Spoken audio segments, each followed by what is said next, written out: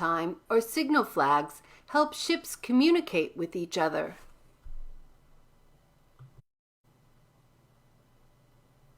Some flags represent a letter.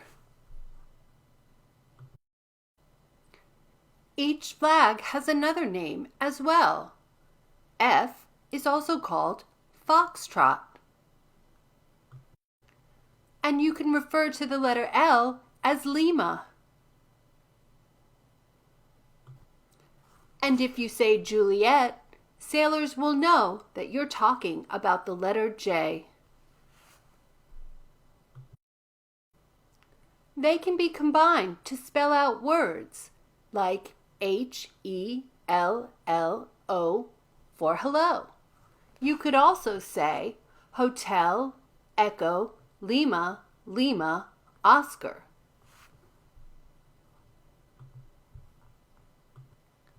Flags symbolizing numbers have a different shape.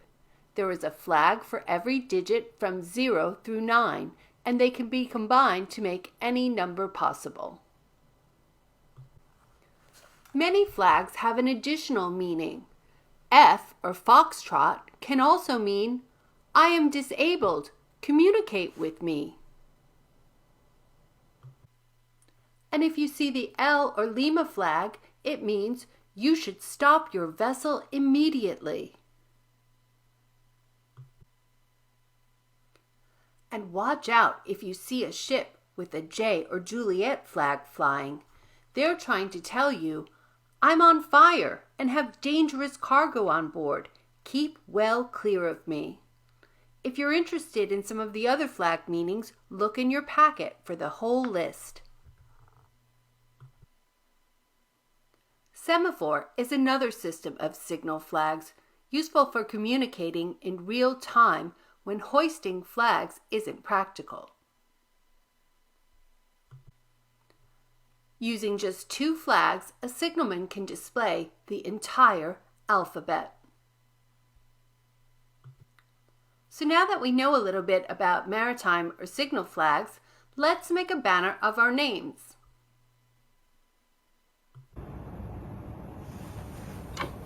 So now it's time to get started on our name pennants.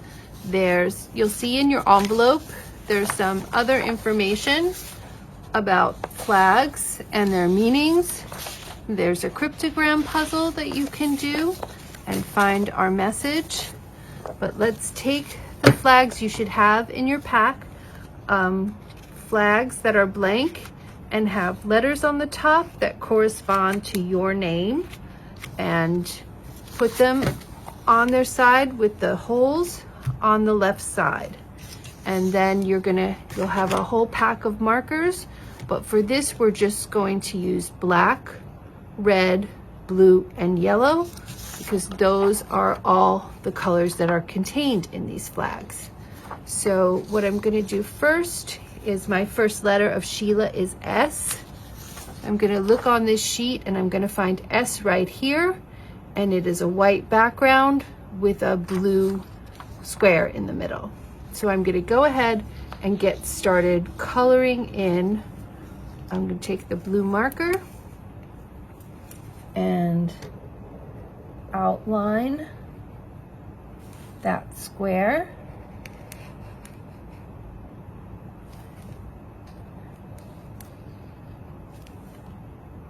And then when I'm finished with the outline, I'm going to start to fill it in completely so that it looks like the picture I have. So I tend to take my time coloring, not the best at it, but if you just take your time, it should come out pretty well. I'm just going to go back and forth, and some of you will have a lot of sheets to color and some just a few. I think I fall in the middle. I have 6 letters in my name, so not too much, but not the least. And finish this up, look for any big white spots. I can always go back over it later. And there's my first letter. So I'm going to move on to the next and speed things up a little. My second letter is H, and I see that letter right here. This side is going to stay white, and this side is going to get colored in red.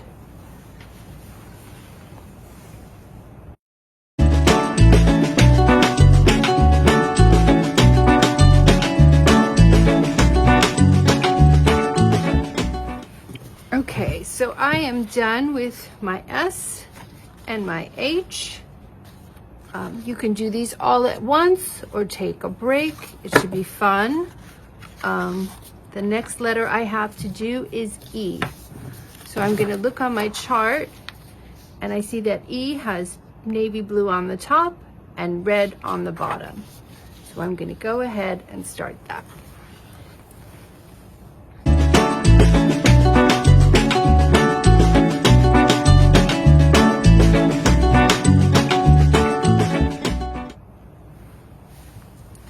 Okay, so I'm exactly halfway there because I have 3 letters of my name done, S, H, and E.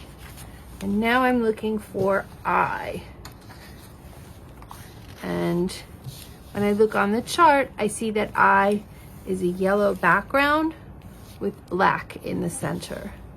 And one thing I want to point out, this is the first time I'm using these markers, so I'm gonna outline this circle. They're very good. I have a very good point, but then when you want to fill in, let me complete my circle, catch up to what I'm saying.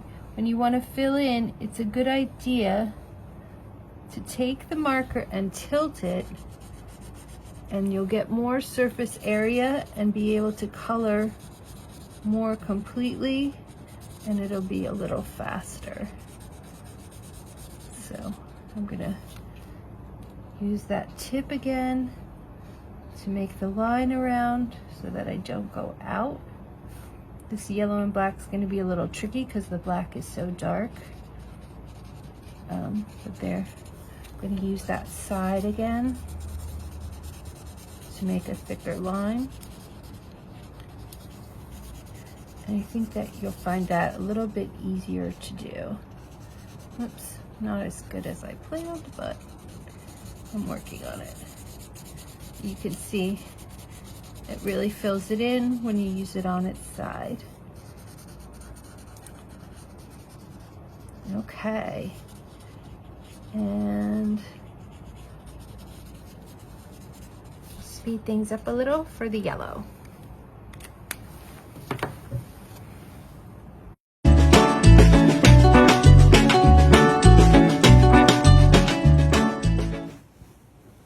Okay, so now I have S, H, E, I, and I'm going to start on L. So when I look on the chart, L has the same colors as I actually, so I'm going to still be using the yellow and the black. And I would suggest when you get to the part that the yellow and the black meet, to just be careful that they don't mix and the yellow starts to look dirty. So I'm going to come down like this with the black, and I'm going to make a line here and follow these dots. And now when I take my yellow marker, I'm gonna just go close to the black, but not really touch it, so that it stays cleaner. The yellow's so light that you won't really see the little white gap. I'm gonna turn it just because that makes it easier for me. But just be careful if you turn things that they don't get confused. You still want to keep the flag colors on the same side. So I know this yellow is on the top left. So I'm going to continue with that just going close to the black, but not quite touching. It's going to be harder to do that with other colors, but with yellow, I think it's fine. And then I'm going to do the same here and go very close. Maybe I'm touching a little bit, but so far it's not bleeding very badly. And then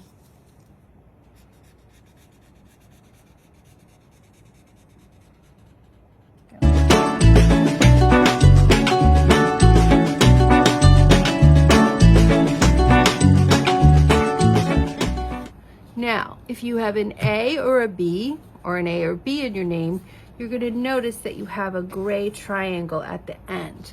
These flags are shaped a little differently, so we're going to actually cut that piece off. So this is only for A and B. All the other flags are just, all the other letter flags are just a rectangular shape, and the number shapes have their, numbers have their own shape, which is sort of like a triangle. So just go ahead, you can cut this before or after you color. I guess if you cut it after, you can be a little sloppier. But there I have it. And for this letter A, just this part to the right of this line is going to get colored blue. If you notice, these flags have a very specific color palette. They have what they call primary colors: blue, red, and yellow, and then black and white.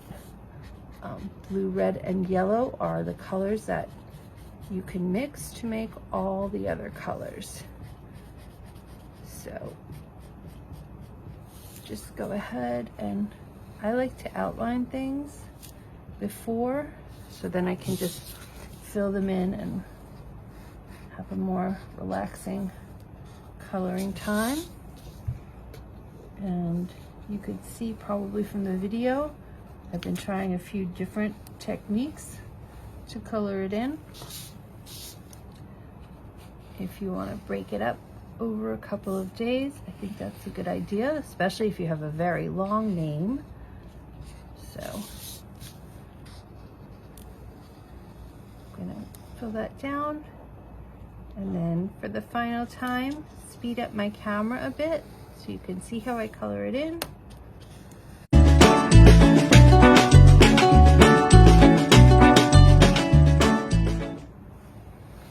Okay, so now the final letter of my name is done, A, and I have my S, H, E, I, L, A.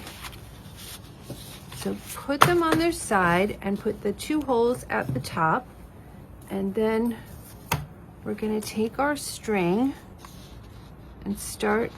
You can start with the first or the last letter. I'm going to start with the first letter.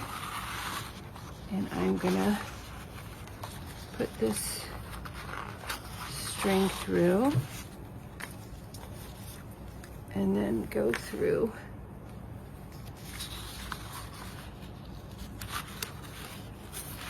the different letters of my name to make a banner. It's gonna be a little tough to show it to you on video. I'll have to take a picture of it when I'm done. Or you can come in the library and see it. I'm hoping to hang it up.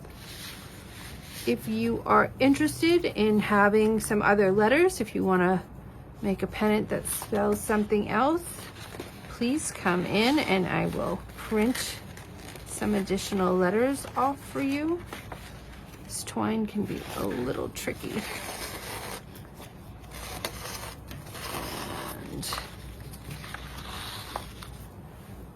Go, twist it together so that it goes through the hole more evenly. I don't think I did such a good job at that at first. And got a few more.